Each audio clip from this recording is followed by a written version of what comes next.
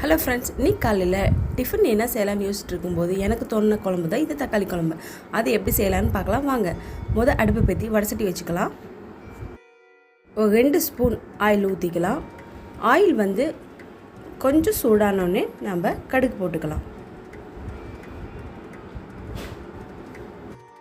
கடுகு நல்லா பொரிஞ்சோட்டி ஒரு கொத்து கருவேப்பிலை, 2 பச்சை மிளகாய், அது கூட ஒரு பெரிய வெங்காயம் கட் பண்ணி அதையும் சேர்த்து நல்லா வணக்கி விட்டுக்கணும். இது கூட ஒரு சின்ன தக்காளியும் சேர்த்திக்கலாம். ரெண்டையும் சேர்த்து நல்லா வணக்குங்க ஃப்ரெண்ட்ஸ். நல்லா வணக்கனோட்டி இதுக்கு தேவையான அளவு உப்பு, மஞ்சள் தூள் 1/4 ஸ்பூன் போட்டால் போதும். குழம்பு மிளகாய்த்தூள் 1.5 ஸ்பூன் போட்டுக்காங்க. ஏன்னா ஏற்கனவே நம்ம பச்சை மிளகாய் 2 போட்டிருக்கறனால இது 1.5 ஸ்பூன் போட்டிங்கன்னா உங்களுக்கு கரெக்டாக இருக்கும். போட்டுட்டு ஒரு வாட்டி நல்லா வணக்கி விட்டுக்காங்க. இது கூட சும்மா லைட்டாக தண்ணி தெளிச்சிக்கலாம். ஏன்னா அந்த மிளகாத்தூள் பச்சை வாசம் போகிற அளவுக்கு கொஞ்சமாக தண்ணி தெளிச்சுக்காங்க. இப்போ நம்ம குழம்புக்கு அரைக்க தேவையான பொருள் என்னென்னு பார்த்துருவோம். தேங்காய் மூடி, 2 தக்காளி, 1 கை பொட்டுக்கடலை, 4 பல் பூண்டு, 1 பட்டை, 2 கிராம்பு, சோம்பு 1/2 ஸ்பூன்.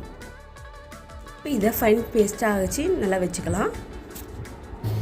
குழம்பு பச்சை வாசம் போனதுக்கப்புறம் நம்ம அரைச்சி வச்ச மசாலா இதில் ஊற்றி ஆட் பண்ணி ஒரு கிளறிக்கலாம்.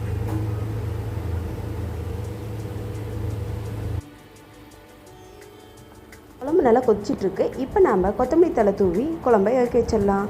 அவ்வளோதான் ஃப்ரெண்ட்ஸ், தக்காளி குழம்பு ரெடி.